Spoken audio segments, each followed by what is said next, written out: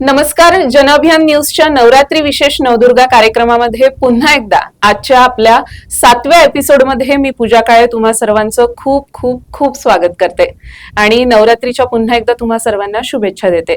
गेल्या 6 एपिसोडमध्ये तुम्ही आपल्या अनेक क्षेत्रात काम करणाऱ्या महिलांना भेटत आल्या आहेत आणि त्यांनी आपल्या कार्यक्षेत्रामध्ये काही नाविन्यपूर्ण उपक्रम राबविले, त्यांच्या काही यशस्वी गाथा तुम्ही ऐकल्या. आज अशीच एक यशस्वी गाथा एका नवदुर्गेची तुम्ही आपल्या कार्यक्रमामध्ये ऐकणार आहात, ज्या नवदुर्गेने स्वतःला कॅन्सर सारख्या दुर्धर आजारापुढेही कुठे नमतं घेतलं नाही आणि कॅन्सर सारख्या दुर्धर आजारावरही तिने विजय मिळवत आज आपली वाटचाल ती खूप यशस्वी पद्धतीने आणि खूप रोखठोकपणे करते आहे.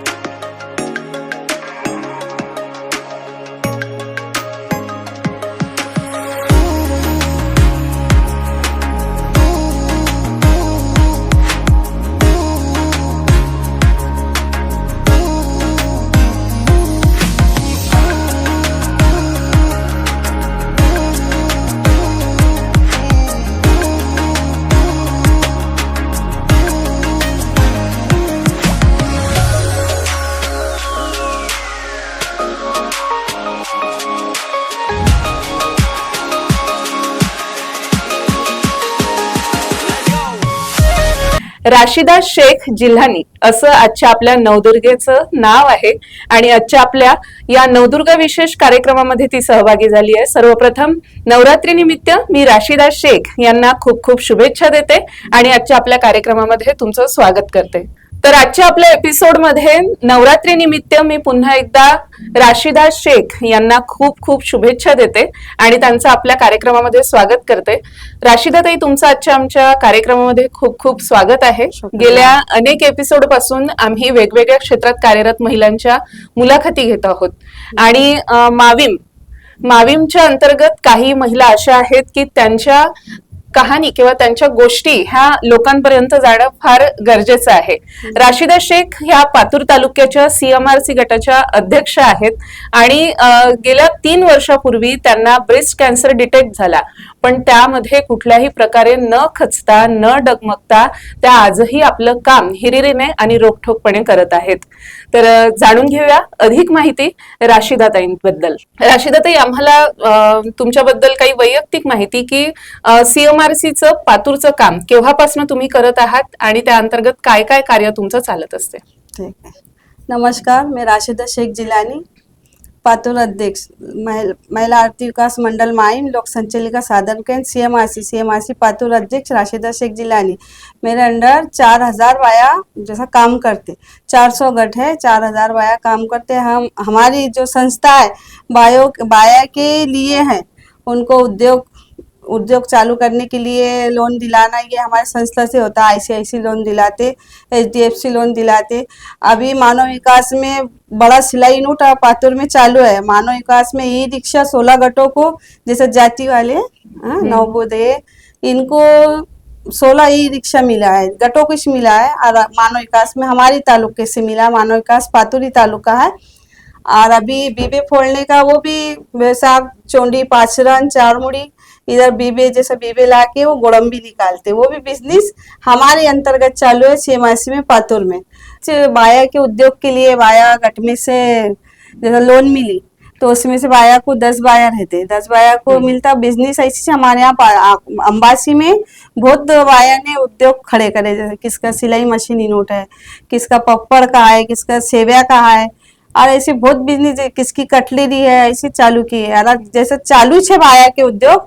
और उसके इसमें फिर हमारा तेजश्री फाइनेंस, जो तेजश्री फाइनेंस है वो उसमें से भी 10,000 20,000 देते हैं उद्योग के लिए।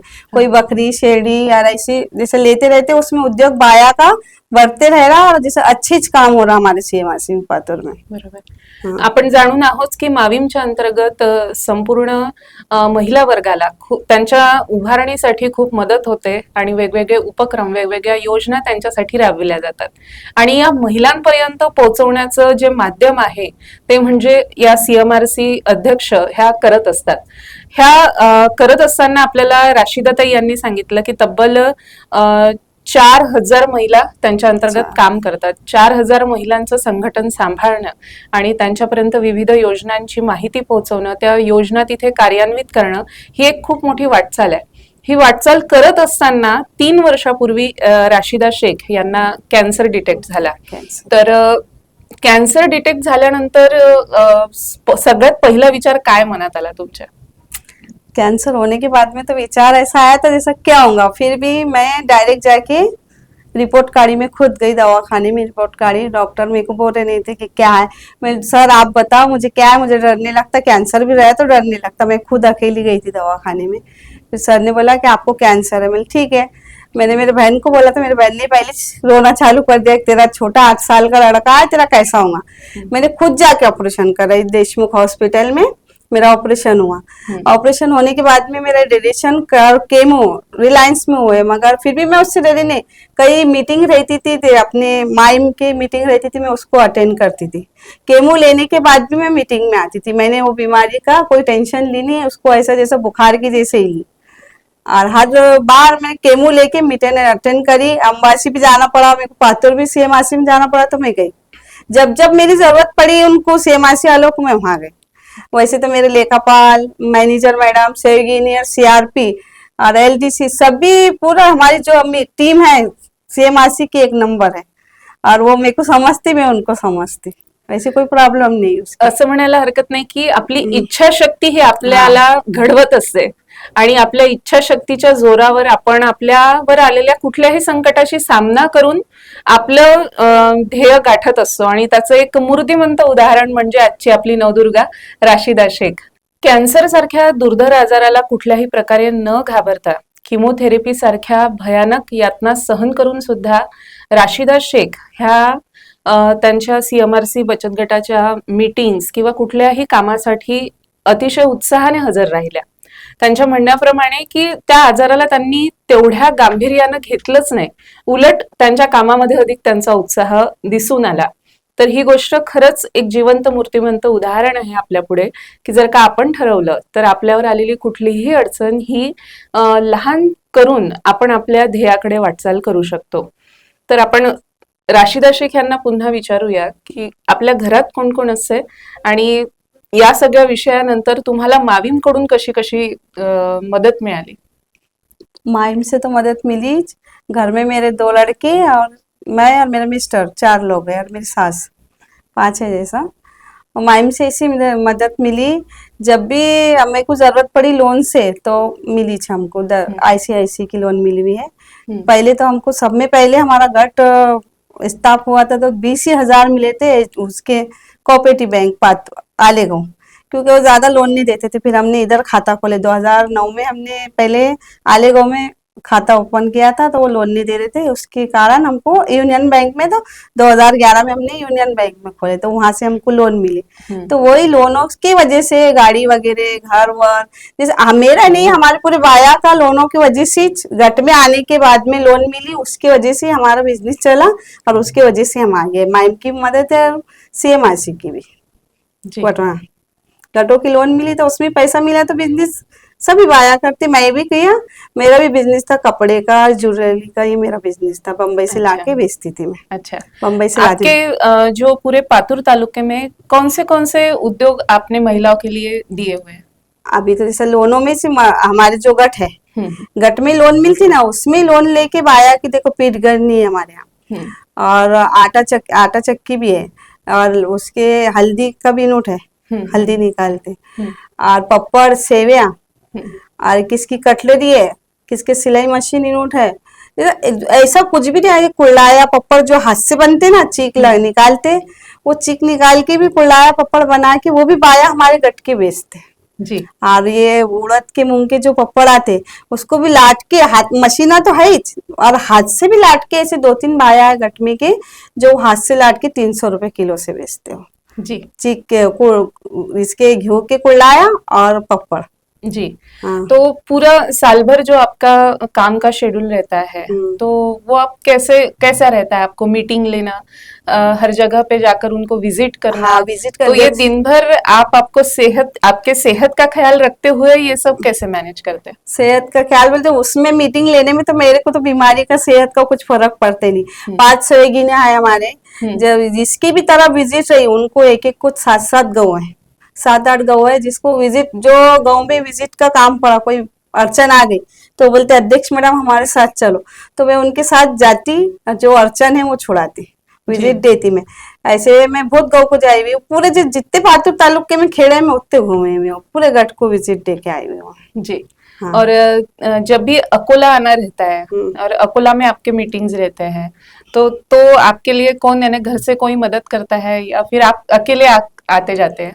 वैसे तो मेरे मिस्टर पातुर गाड़ी चलाते, पातुर तक तो वो लाके छोड़ ही देते मेरे को, आकोला में खुद आ जाए, पातुर से आकोला में आ जाती। जैसे कि आपने बताया कि ये काम तो आप और भी ऊर्जा से करते जा रहे हैं, लेकिन सेहत का ध्यान रखना भी बहुत जरूरी है। तो सेहत का ध्यान रखने के लिए आपके डॉक्टर्स के विजिट, आपके खाने पीने का तरीका आप कैसे करते हैं? खाना पीने का तरीका तो उन्होंने हरी सब्जी और जो के मीट ये सभी खाने का कहा था। खाने में मेरे को ऐसे नहीं, अगर हरी सब्जी हर औरत ने खाना, तिरंगा थाली, हम तिरंगा थाली की भी एक वो लेते हैं हमारे इसमें, CMRC में तो तिरंगा थाली बोलते हरी सब्जी, उसमें हरी इसकी पालक की भाजी, चौले की फली, जैसे हरी हरी बट जो रहता है भिगा के उसको खाना शरीर के लिए अच्छी है वो। और मैं वो करते रही थी तो मेरे शरीर में कोई प्रॉब्लम आई नहीं, बीमारी की वजह से भी कोई प्रॉब्लम नहीं। जी जी। और हमारी तरफ पूरा अच्छी खाना मिलता है, ताजा मिलता हमको, हम खेत में इसमें ग्रामीण विभाग में रहते तो हमारे को ताजी सब्जी मिलती है, हमको ऐसी बासी कुछ मिलता ही नहीं।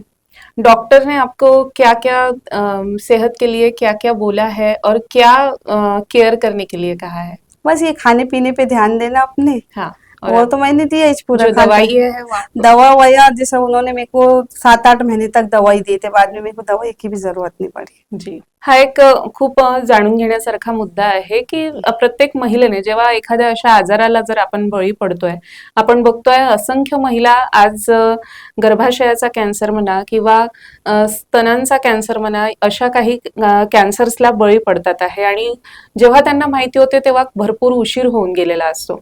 पण अशा वेळेतही न खचता आपण राशिदा शेख यांच्यासारख्या उदाहरणातून एक प्रेरणा घेऊ शकतो आणि स्वतःच्या खाण्यापिण्याकडे, स्वतःच्या औषधींकडे, डॉक्टरांनी दिलेल्या सल्ल्याकडे आणि विशेष म्हणजे जे तुमचं काम आहे त्याकडे लक्ष केंद्रित करून तुम्ही आपल्या आजारांवर नियंत्रण मिळवू शकता आणि तुमच्या आजारावर विजय मिळवू शकता। त्याचबरोबर राशिदाताई, मला हे सांगा आता की असंख्य महिलांना तुम्ही आज भेटत असाल आणि तुम्ही नुकतंच सांगितलं की तुम्ही आज एका किमोथेरपी घेत असणाऱ्या पेशंट बरोबर बोलून आलो, त्यांना काय सांगता आणि कशा पद्धतीनं त्यांना ऊर्जा देता? अभी एक पेशेंट था, उसके मिस्टर का मेरे को फोन आया कि वो केमो लेने के लिए डर रही, बोले कि एक ही केमो में बाल चल जाते। मैं बोली अभी बारिश खुली, जैसी बारिश, आज की बात है, बारिश खुली मैं वैसे उसके घर पे गई। मैं बोली केमो से कुछ नहीं होता। वो बोले केमो लिए, बोले शरीर में तो अंगार होती जिस समय, बोले नहीं, सलाइन में केमो देते उससे कुछ फर्क नहीं पड़ता और बाल गए भी तो आ जाते। मैं बोली उसको मैंने ऊर्जा करी तो अब वो केमो लेने के लिए तैयार हो गई।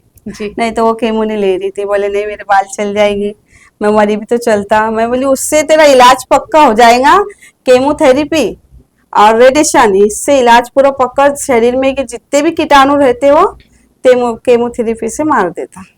वो लेने के लिए डर रही थी, तो मैंने उसको अभी उसको मार्गदर्शन किया तो हाँ बोल रही है। राशिदाताई, तुम्ही सांगितलं की अनेक रुग्णांच्या किंवा रुग्णांच्या नातेवाईकांना तुम्ही मार्गदर्शन सुद्धा करता आणि जर अशा आजारामध्ये तुमचं मार्गदर्शन त्यांना मदतनीस ठरत असेल तर खऱ्या अर्थानं तुम्ही खूप छान काम तुम्ही अशा रुग्णांसाठी करतात आहात.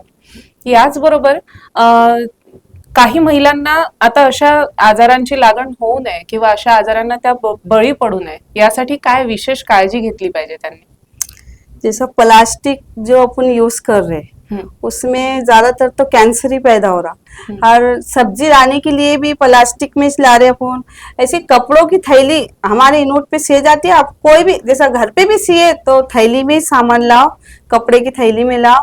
और अपन जो भी सब्जी वगैरह दूध वूध ये रखते तो प्लास्टिक के बर्तन में रखने ही नहीं, उसको कांच का यूज करो या स्टील का यूज करो, जैसा प्लास्टिक से बहुत हानिकारक है। और अब सब दवा ये अपन सब्जी भी खा रहे हो उस पे भी औषध डाल रहे, फुहारे वगैरह, इससे ज्यादा कैंसर बढ़ रहा।